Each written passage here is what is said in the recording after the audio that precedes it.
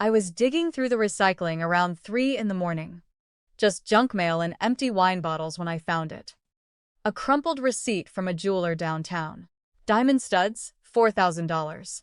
Mark was in the bedroom, just snoring away. I kept thinking about dinner a few hours earlier. I'd spent like 4 hours on a pot roast. And he was just sitting there, acting all innocent, asking me if I was stressed about the kids' schedules. I remember just chewing a piece of carrot and thinking about how easy it was for him to lie while he was eating my food. Anyway, I didn't make a scene. I didn't wake him up to throw the paper in his face. I just folded it up, put it in my pocket, and went back to bed. The next few weeks were basically a blur. Just playing house while I waited for the lawyer to get back to me. My mornings were mostly just managing the soccer mom group chat, which is honestly a full-time job. It's just a constant stream of people asking about tournament brackets. And if the hotel has a shuttle, I was replying to all of it and keeping the peace. But I was also seeing my lawyer on every joint bank statement I could find. One Tuesday, I had to run to the store at 10 p.m. because my daughter had forgotten a project that was due the next morning. I had to buy 3 of those oversized neon green poster boards, and the place smelled like old floor wax.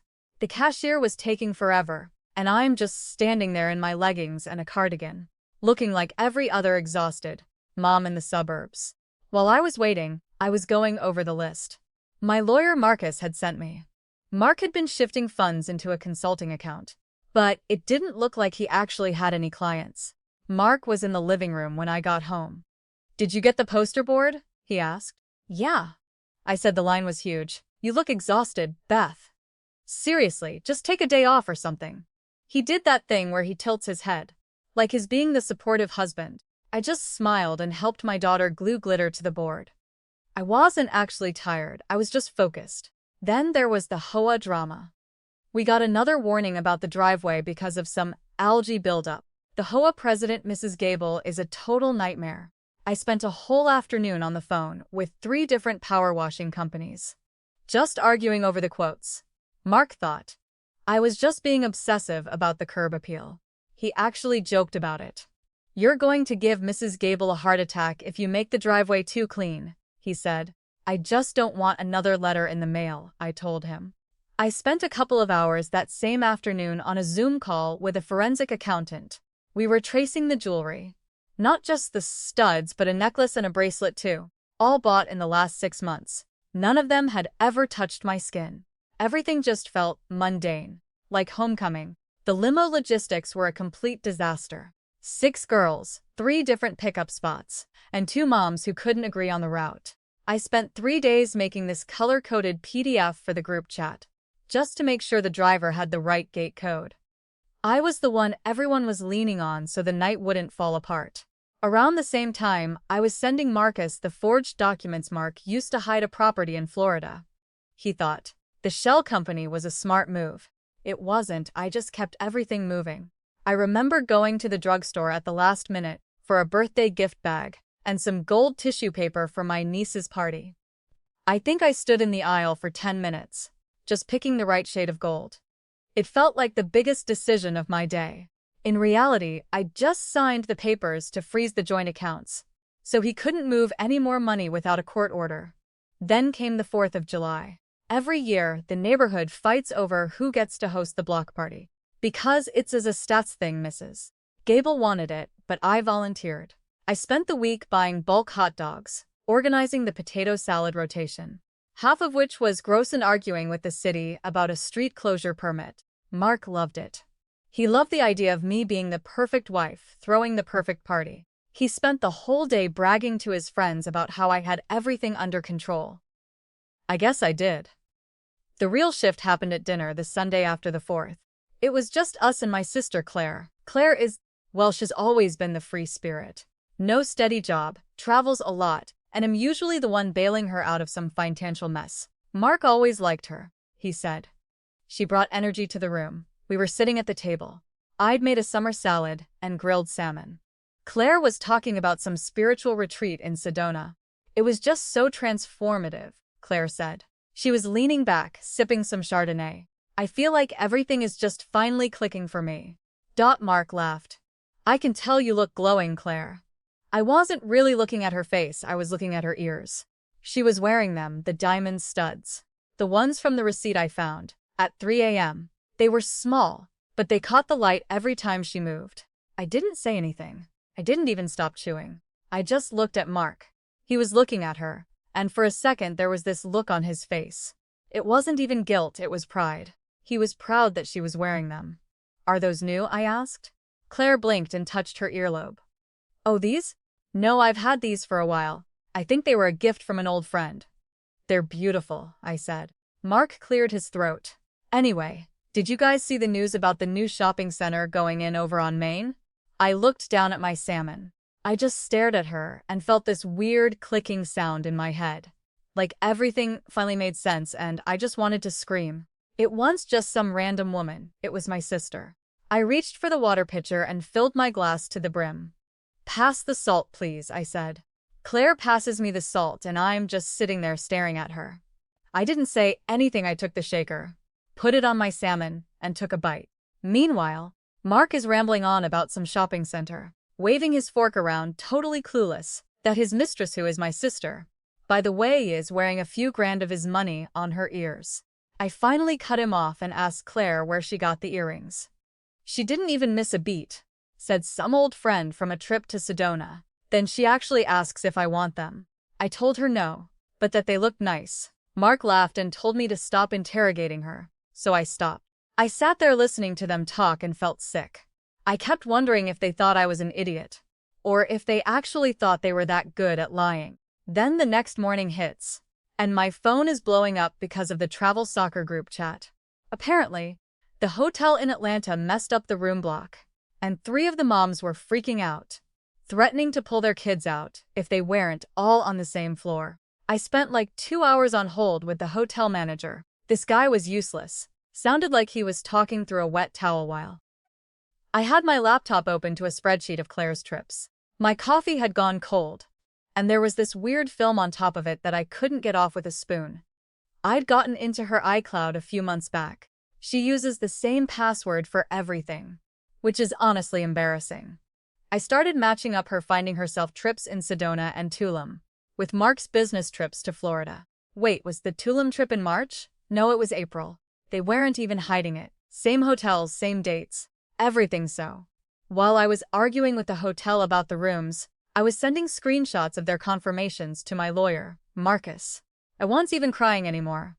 I was basically just doing paperwork. Later that day, the power washer guy finally showed up. I'd been fighting with 3 different companies to get the driveway done. Before the HOA sent me another letter, I stood on the porch and watched him blast the algae off the concrete. He told me it looked good, and I told him to make sure he got the edges by the curb, because the HOA is on my case. The guy was wearing these neon orange sneakers that were absolutely blinding in the sun. I couldn't stop looking at them. While he was working, Charles Thompson called. Charles is Mark's partner, and the guy who basically handles all the gray area finances for their firm. He's one of those guys in expensive suits who acts like he's doing you a favor by talking to you. Bethany, Charles said. Mark mentioned, you've been asking a lot of questions lately about the consulting accounts. I don't know, Charles. It's a lot of money moving around for a company with no clients. He tried to call it high-level strategic consulting, and then tried to get me to go to lunch to clear up any misunderstandings. I told him I was too busy with the kids' schedules and hung up on him. I didn't even say bye. For the next few days, I played the clueless wife role. I actually had to run to the store at 10 p.m. on a Thursday, because my son forgot he needed poster board for a history project. Due the next morning, the store was empty. I spent 5 minutes staring at the different color string to decide if canary yellow was too loud while I was texting Marcus about some property in Florida. Mark had a shell company as holding stow by a condo in Naples. He thought he was being smart, but he used the same registered agent for 3 other businesses, so Marcus found the deed pretty quickly. When I got home with the poster board, Mark was in the kitchen with a glass of wine. You're out late, he said. History project, I told him. He forgot the board. You're a saint, Beth. I don't know how you keep track of everything. He kissed my cheek. I didn't pull away. I stood there thinking about how much that condo was worth, and how he was never getting a dime of it. A week later, Charles calls again. He doesn't even ask this time, he just says he's coming over. He shows up at 2 p.m. on a Tuesday. While I'm trying to organize the 4th of July block party. I had this whole list of who was bringing what. And I didn't even put the paper down when he walked in and sat at the kitchen island. Bethany, Charles said, let's be adults. Mark is impulsive. He's made some mistakes, but has a good provider. Is that why he's paying for my sister's jewelry, Charles? He didn't even flinch, said Clara's family, and Mark was just helping her through a rough patch. I told him I had the hotel receipts, the deed, and the report on the consulting fees. Then his voice went flat. He told me if I push this it gets ugly. He said Mark has assets I don't know about, and that if I play ball they can set up a trust for the kids. But if I go the legal route, he'll hide everything before I touch a cent. Is that a threat? I asked. In telling you how this works, he said. I looked at my party list and told him the Millers bring a pasta salad that tastes like cardboard every year, and I had to figure out how to get them to bring fruit instead. Also, someone had leaked a different brand of napkins last year, and it nearly started a war. Charles just stared at me and asked if I was even listening. I told him I was, I didn't care. He left 10 minutes later looking totally confused. I think he expected me to scream or beg for the trust fund. He didn't get that I wasn't looking for a settlement. He wanted everything. The next morning, I met with Marcus. We spent 3 hours looking at forged signatures on the joint account transfers.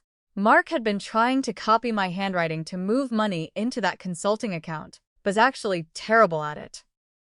The signatures looked like a kid's scribbles. We have enough for a fraud claim, Marcus said. If we file this now, we can freeze every single account associated with him, including the shell companies. I told him to do it. I also wanted the Naples condo listed as a marital asset immediately. Marcus warned me that Mark would panic once the accounts froze, and I told him that was fine. Later that afternoon, I was at the store picking up a gift bag for my niece's birthday party. While I was in the checkout line, my phone buzzed. A text from Mark. I didn't reply. I paid for the bag and some tissue paper, though the cashier struggled with the barcode for an eternity. When I got home, Mark was standing in the foyer. He looked pale, holding his phone in one hand and a printed bank's statement in the other. Bethany, what did you do? He asked. I don't know what you're talking about, I said, walking past him to the kitchen. Did you remember to take the trash out? The accounts are frozen, everything. I can't even get into the Azure account. I stopped and turned around. I didn't scream. I told him he should call Charles, since he mentioned something about how things work. Mark just stared at me. He looked small. I've known him 20 years, and for the first time he actually looked small. I went back into the kitchen and started prepping dinner. I focused on chopping the carrots and celery, making sure the pieces were exactly the same size. The silence in the hallway lasted for a long time. Then I heard the front door open and close. He didn't say anything, he just left. Mark came back about 2 hours later. He didn't even come inside. He just stayed on the porch and started yelling for me to come out. I was in the middle of prepping carrots and celery, and honestly, I just didn't feel like moving. I finished the whole batch, popped them in Tupperware, snapped the lid shut. Then I finally went outside. What? I asked. He looked like he'd been pacing the driveway. His tie was loose, and he had this look on his face, like he was just waiting for me to start screaming or something. We can fix this, Beth, he said. I can get the funds unfrozen. I just need you to sign a release for the bank, Charles said. If you just sign a simple affidavit saying the transfers were authorized, it all goes back to normal. Not signing anything, I told him. Beth, think about the kids, the house. If the bank thinks it's fraud, they freeze everything. We won't even be able to pay the mortgage next month. I'm sure you'll figure it out, I said. You're the strategic consultant, right? I just turned around and went back in. I had to get back on my phone because the travel soccer group chat was an absolute nightmare. Apparently, the hotel in Atlanta moved the room block to a different wing, and Sarah Hone of the moms was basically having a mental breakdown because her daughter's best friend was now 3 hallways away. I spent the next 40 minutes basically babying these grown women in the chat, just so they'd stop blowing up my phone in all caps. It was exhausting. While I was dealing with that, I checked my email for the update from Marcus. He'd found something else. He was looking into the consulting account, and that condo in Naples, but he stumbled onto some loan applications from 2 years ago. Wait, was it 2 years? No, maybe 18 months. Either way, Mark hadn't just been moving money around, he'd taken out personal loans. High interest, short-term stuff. Around $200,000 total. The thing was, the loans weren't in Mark's name. They were in mine. I just sat at the kitchen island staring at the PDF. My name, my social security number, and a signature that looked. Okay, it looked like mine, but it wasn't. It was that same shaky kid-like scribble I'd seen on the joint account transfers. He'd literally forged my name to fund his life with Claire. I didn't even know if I was sad or just pissed. It just clicked. Like a puzzle piece finally fitting. He didn't just cheat, he'd basically stolen my identity. The idiot actually did it, I said to the empty room. Then the doorbell rang. It was Mrs. Gable from the HOA. She had one of those ridiculous sun hats on and a clipboard. She wanted to inspect the driveway to make sure the power washing was up to association standards. "Good afternoon, Bethany," she said. "Hi, Mrs. Gable." I walked her to the driveway and just stood there for a minute, while she literally leaned over to stare at the concrete, looking for algae streaks. I noticed a small crack near the edge of the pavement that I'd been meaning to fill, and I wondered if she'd pointed out just to be a nuisance. God, I hate how the concrete in this neighborhood just crumbles after 3 winters. "It's acceptable," she told me. "But keep an eye on the curb. There's still some discoloration on the far left." "I'll have the guy come back and touch it up," I said, while she was rambling on about the specific shade of white. "The curbs are supposed to be." I was texting Marcus. I told him to file the fraud report with the bank and the police right away. I didn't want a settlement. I wanted a paper trail. That night, the homecoming limo situation went south. I had this whole color-coded PDF for the 6 girls and their pickup spots, but the limo company called me at 9 p.m. The driver had a flat tire. They were sending a replacement, but the new guy didn't have the gate codes for 2 of the houses. I spent an hour on the phone with the dispatcher, giving him codes one by one. Then I had to send a blast text to the other moms, saying the limo would be 10 minutes late. Just typical. All this while Mark was just sitting in the living room, staring at the wall. He hadn't said a word for 3 hours. "I can't believe you're doing this," he finally said. "Doing what?" I asked. I was still typing a text to a mom named Jennifer about whether the girls should bring their own water bottles. Destroying my life. I worked 20 years for my reputation at the firm. If this goes public, if there's a police report, I'm done. Charles can't protect me from that. "Sounds like a you problem," I said. I looked up at him and he looked genuinely terrified. He still thought he could negotiate. I guess he thought we were still in a marriage where we worked things out. He didn't get that. The second I saw those signatures, it was over. This was just cleaning up the assets. The next morning I had to run to Sieves at 10 p.m. My son had a project on the Industrial Revolution, and decided at the last second he needed gold-colored poster board for a Medal of Honor. The store was nearly empty, and those fluorescent lights were humming so loud it was giving me a migraine. I stood in the aisle for 5 minutes, just comparing goldenrod to metallic gold. Why is the lighting in these stores always so aggressively blue? It makes everything look like it's in a hospital. While I was standing there, my phone buzzed. A text from Claire. "Beth, we need to talk. Mark is losing it. He says you're trying to put him in jail. Please, just be the bigger person and let this go for the kids." I just stared at the screen for a second. I typed back. "The gold poster board is on sale for $249. You should get some for your next spiritual retreat." I didn't send it. I just deleted the whole thread and blocked her. When I got home, Mark was waiting in the foyer with a folder. "I found some other accounts," he said. "Offshore. You don't know about them. I can give you access. We split it and go our separate ways. No police, no fraud reports, just a quiet divorce." I took the folder and flipped through it. Cayman Islands, a shell company in Delaware. He was literally trying to bribe me with money. He'd stolen from the firm and hidden from me. "Is this all of it?" I asked. "Most of it," he said. "It's enough to make sure you and the kids are set. Just call Marcus. Tell him to drop the fraud claim. I looked at the account numbers and the dates. He'd been skimming off the partnership draws for years. This wasn't just an affair or a condo. He'd been embezzling. "I'll think about it," I told him. I walked past him into the kitchen and put the gold poster board on the counter. I didn't actually think about it. I scanned every page of that folder and emailed them to Marcus and the managing partner at the firm. The next few days were just a blur. Once the partners saw the embezzlement, the firm didn't just fire Mark, they sued him. They wanted everything back because I'd filed the fraud report on the personal loans. First, I was the victim. The bank wiped the loans from my credit and went after Mark for the full amount. I spent Tuesday afternoon arguing with the soccer tournament coordinator about why the rooms weren't grouped by age. I was on hold for 45 minutes, listening to this generic jazz music, while I watched Mark pack a suitcase in the living room. The hold music was this looping tinny saxophone track that sounded like it was recorded in a bathroom. I honestly thought I was going to throw my phone across the room. He wasn't going on a trip.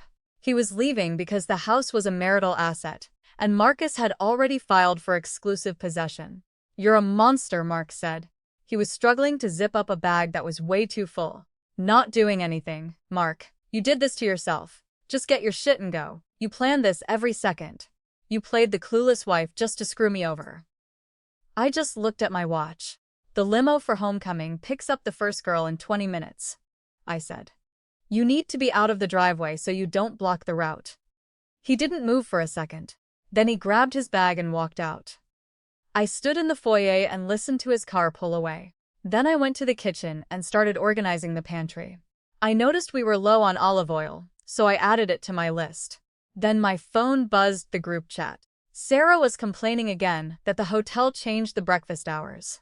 I sighed and started typing. First thing I did when Mark finally cleared out, changed the locks. I didn't even call a locksmith. I just went to Home Depot and grabbed some heavy-duty deadbolts. I spent way too long in the driveway with a screwdriver because the old screws were all stripped, which was a nightmare. Then I noticed the driveway has this weird oil stain that just won't come out, no matter how much soap I use. I think the faucet in the guest bathroom is starting to leak again, too, but I just couldn't deal with it. I just wanted the door to stay shut. The next morning, my inbox was a total disaster. The travel soccer tournament in Atlanta had just wrapped up. And of course, I was the one dealing with the fallout. I had like 42 emails from other moms about tournament expense reimbursement. Sarah had paid for a team dinner at some overpriced steakhouse, and a few parents were refusing to pay because their kids didn't eat the appetizers. I basically spent the whole afternoon forwarding receipts and seeing the team manager. It's honestly a second job, being an unpaid accountant for women who can't figure out Venmo. Anyway, while I was dealing with the shrimp cocktail drama, Marcus called. "The firm filed the motion to get the money back," he told me. "They're going after his personal guarantees, not just the embezzled stuff. He's pretty much wiped out." "What about the Naples condo?" "We put a lien on it," Marcus said. "He can't sell it or mortgage it, since it was bought with marital funds. And those consulting fees we found were moving to put the title in your name for the settlement." "Okay, what about the bank? Accounts?" "The fraud report triggered an audit. The bank's cooperating. We're looking at a full recovery of the forged loans, so Mark's the one on the hook for that $200,000 plus interests." I didn't really say much. I just asked if he needed more documents. "I'm good for now," he said. "Just act normal if he thinks you're still negotiating. He might try to move whatever he has left into another shell company." "He doesn't have anything left," I told him. "He has a suitcase and he likes to lie." I hung up and went back to the soccer emails. This time, a mom named Jennifer was complaining that the hotel charged her for a minibar item she said she never touched. I ended up in a back and forth with the hotel manager for way too long just to get her a credit for some damn cashews. 2 days later, Claire called. I ignored the first 3 calls. On the 4th one, I finally picked up. "Bethany," she said. She sounded, I don't know, different, like she'd been crying or was just exhausted. "We have to figure this out. Mark is in a bad way. He's in a motel. He can't even pay his car lease." "Sounds like a logistical problem," I said. "Why are you calling me?" "Because he told me about the offshore accounts," he said. "There's a way to get the money back if we work together. He said if you sign a waiver, he can get some funds released for all of us." I actually laughed. Not even a mean laugh, it was just stupid. "Claire, there is no money. Mark doesn't have a secret vault. He has a lawsuit and a fraud investigation. All he has is his clothes and whatever is in his 401k. And the firm is trying to garnish that. He said. He lied, I interrupted. He lied to me for years and he's doing it to you now. Wait, was it 3 years ago he started the shell company? No, 4. Anyway, you should probably check your bank account and see if those gifts he gave you were actually loans he took out in my name. Because if they were, the bank might come for those, too. She was quiet for a long time. Then she whispered, "What do you want from me?" "Nothing, Claire. Just stop calling me." In planning the block party, I hung up and blocked her. The 4th of July party is the biggest thing in the neighborhood, and since I usually run it, I had this massive spreadsheet. I had columns for meat, sides, and drinks. The main issue was the Millers. Every year they bring this pasta salad. That's just cold noodles and a vinegary dressing that tastes like cardboard. I spent forever on the phone with Mrs. Miller, trying to hint that fruit platters are the trend this year and that people wanted something refreshing. She didn't get it. She told me her pasta salad was a family recipe from Italy, which is a total lie because she's from Ohio. I really hate how they always use that cheap plastic bowl with the crack in the side too. It just looks tacky on a curated table. While I was arguing about pasta, I was texting Marcus about the divorce decree. I wanted a clean break, no alimony, no shared assets, just the house, the condo, and the cash. Mark was so scared of jail time for the fraud that he was basically signing over everything, just so I wouldn't push the criminal charges. It felt like a business deal. I was getting the assets and getting rid of the liability. The Friday before the holiday, I had to run to Walgreens. I realized at 11 p.m. that I'd forgotten gift bags for my niece's birthday the next morning. Walgreens was depressing as hell. I stood there for 10 minutes debating between pastel polka dots and silver holographic. I went with the silver ones, because they looked more expensive. My phone buzzed while I was in line. A text from Mark: "I can't do this, Beth. I'm broke. I have nothing. Please, just tell the firm you were mistaken about the signatures. I'll sign whatever you want for the house. Just don't let them ruin me." I looked at the text, then looked at the cashier, scanning a bottle of generic aspirin. I didn't reply. I paid for the bags, took my receipt, and left. Tuesday came and the street was blocked off with those orange plastic cones. I spent the morning figuring out where the grills should go. I wanted the smokers on the north end, so the smoke wouldn't blow on the Millers. If they got annoyed, they'd complain to the HOA. And I really didn't want to talk to Mrs. Gable. I was wearing a white linen dress and holding a clipboard, telling people where to put their coolers. "Bethany, you look wonderful," Mrs. Gable said. She was holding a plate of lime jello. "I heard Mark is traveling for work. We haven't seen him. He's taking some time to focus on his health," I told her. I just gave her a neutral smile. The stress of the firm really got to him. "Oh, poor thing. Well, who's bringing the ice? The cooler looks low." "I've got a guy coming with 3 more bags in 10 minutes, I said. I already handled it. I spent the next few hours being the hostess. I made sure the napkins were neat. I put the Miller's pasta salad at the very end of the table, behind a huge bowl of watermelon, so people would only eat it if they had to. I laughed, asked about kids, and kept the music at a decent volume in my head. I was just thinking about the wire transfer on Wednesday morning. Marcus confirmed the money from the shell company was moving into a trust for the kids, and I'm the sole trustee. Mark is getting a small monthly stipend, just enough for a cheap apartment and legal fees. Because if he's totally homeless, he might fight the divorce just to be spiteful. It was just easier to keep him quiet. Around 6 p.m., a car pulled up at the end of the block. It was Mark. He didn't get out. He just sat there staring at the party. He looked older. He'd lost weight, and his hair looked thinner. He just looked like a guy who realized the world doesn't actually care about his strategic consulting. I walked to the edge of the party with a glass of white wine. I stood there for a minute, looking at him through the windshield. He rolled down the window. "You're really doing this," he said. "You're just acting like nothing happened." "I'm hosting a block party, Mark," I said. "That's what people do on the 4th of July. I have nothing left. You took everything." "I didn't take anything," I told him. "I just took back what was mine. I stopped the bleeding." "You're actually insane, Beth." "I'm just handling things, Mark," I replied. "Anyway, if you're hot, there's ice by the grill. Bye." I didn't wait for him to say anything else. I just turned around and walked back. "Bethany," Jennifer yelled. "The potato salad is separating. Do we have more bowls?" I've got a stack in the kitchen, I called back. Be right there. The next morning, I met Marcus in his office. The place smelled like old leather and expensive coffee. There was a stack of papers on the desk: the decree, the property transfers, the trust. Marcus looked at me. You're sure no last-minute requests for alimony or a bigger settlement? The terms are fine, I said. I signed the papers. My hand didn't shake. I signed my name clearly, not the scribble Mark had tried to copy. When I was done, I shook Marcus' hand. It's over, he said. You're officially single with a very healthy portfolio. Thanks, Marcus Ills. Send the final payment for the retainer this afternoon. I walked out to the parking lot. It was humid out. I got in my car and just sat there for a second. I didn't feel like I'd won or anything. I just felt like my life was finally back in order. I opened the soccer group chat. A new thread had started about the winter season.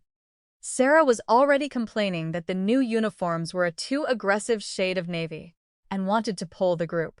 I sighed and started typing. I put the car in gear and drove home. When I got there, the garbage cans were still on the curb from the night before. I got out, grabbed the handles, and pulled them up the driveway, making sure they were lined up perfectly against the garage.